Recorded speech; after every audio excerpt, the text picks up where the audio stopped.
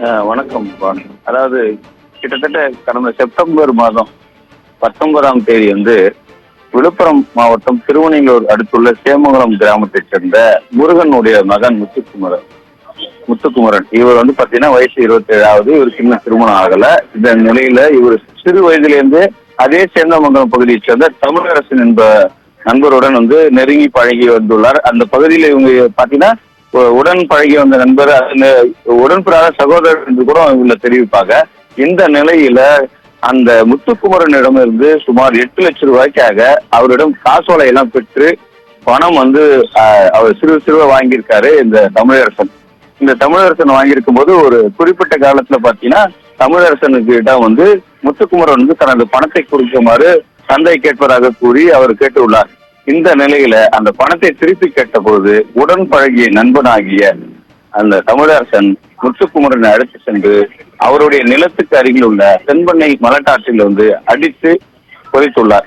இது சம்பந்தமாக பாத்தீங்கன்னா கடந்த செப்டம்பர் மாதம் 19ஆம் தேதி மகனை காணவில்லை என முருகன், அதாவது இறந்து போன முத்துக்குமரனுடைய தகப்பனார் தந்தை முருகன் திருவனையூர் காவல் நிலையத்துல மறுநாள் 21ஆம் தேதி புகார் கொடுத்திருக்காரு. அதன் பேரில் கிட்டத்தட்ட ஒரு 3-4 மாசமாக தேடி வராங்க. இவனை காணான்னு சொல்லிட்டு காவல்துறை வழக்கு பதிவு பண்ணி அப்புறம் பிறகு இந்த முத்துக்குமரனுடைய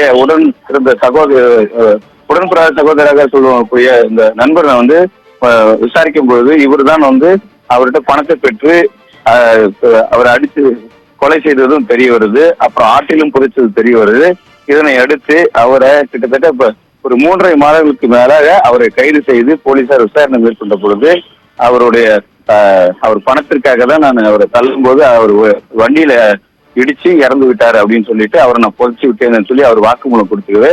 பரபரப்பு வாக்குமூலத்தை தொடர்ந்து கிட்டத்தட்ட ஒரு 4 நாட்கள அந்த தென்பண்ணை ஆற்றில் ஜேசிபி வாகனம் மற்றும் ஹிட்டாச்சி வாகனம் மூலமாக அந்த பிணத்தை தோண்டும் பணியில காவல்துறை ஈடுபட்டு வந்தாங்க. இந்த நிலையில இன்றுதான் அந்த பிணம் கிடைத்தது. இதனை எடுத்து அவர் போட்டிருந்த சட்டையை அடையாளம் வைத்தும் அப்புறம் லுங்கி அடையாளம் வைத்தும் காவல்துறை அவர்தான் இருந்தவர் என உறுதி செய்யப்பட்டு அந்த பாடியை தற்போது தோண்டி பிரேத பரிசோதனைக்காக தற்போது முண்டியம்பாக்கம் அரசு மருத்துவக் கல்லூரி மருத்துவமனைக்கு அனுப்பி வச்சிருக்காங்க. தொடர்ந்து இந்த கைது செய்யப்பட்ட தமிழரசன் தற்பொழுது 4 நாள் காவலில் எடுத்து திருவனையூர் போலீசார் விசாரணை மேற்கொண்டு பின்னர் மீண்டும் நேற்று கடலூர் மத்திய சிறைக்கு அவர் அழைத்து சென்று அவர் அடைத்து விட்டாங்க. தொடர்ந்து இது சம்பந்தமா அவர் வாக்குமூலம் கொடுத்ததை தொடர்ந்து இன்னும் வேற யாராவது இந்த கொலையில சம்பந்தப்பட்டிருக்கலாம் என்ற கோணத்தையும் போலீசார் அவரிடம் 4 நாள் கஸ்டடியில் எடுத்து விசாரணை மேற்கொண்டதுல தெரிய வருகிறது. அதனால விளைவு இன்னும் யாருன்னா கூட சேர்ந்து அவருக்கு உதவி புரிக்கலாமா, இந்த கொலை சம்பவத்துல இருக்கலாமா என்ற சந்தேகம் எழுந்துள்ளதால போலீசார் மீண்டும் அவரை காவலில் எடுக்கவும் முயற்சி செய்து வராங்க.